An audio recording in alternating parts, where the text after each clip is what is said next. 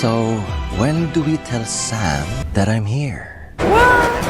Si Paco ba talaga yan? Alam nyo, isa talaga sa inaabangan ko dito sa Widow's War, yung abangan. Nako, hindi pa rin ako kumbinsido. Hindi si Paco Palacios yan. Ayun na nga, commercial muna. Gusto ko lang batiin ang pamangkin ko na minsan siya rin ang tita ko.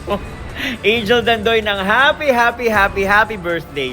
Lagi mong tatandaan na mahal kita at magwalwalan tayo pag nagkita tayo ulit.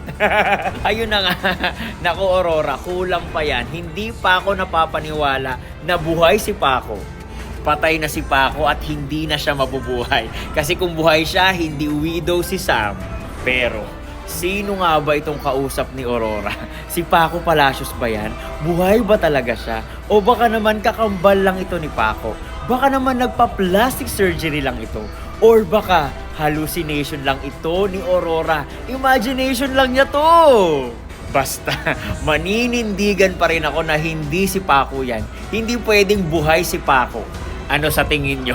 I-comment nyo po ang theory ninyo. Buhay ba talaga si Paco? Or kakambal ni Paco? Baka naman hallucination lang ito ni Aurora. That's all for now. I'm JR Zamora Dandoy, your Kapuso Show and Kapuso Serye Reactor.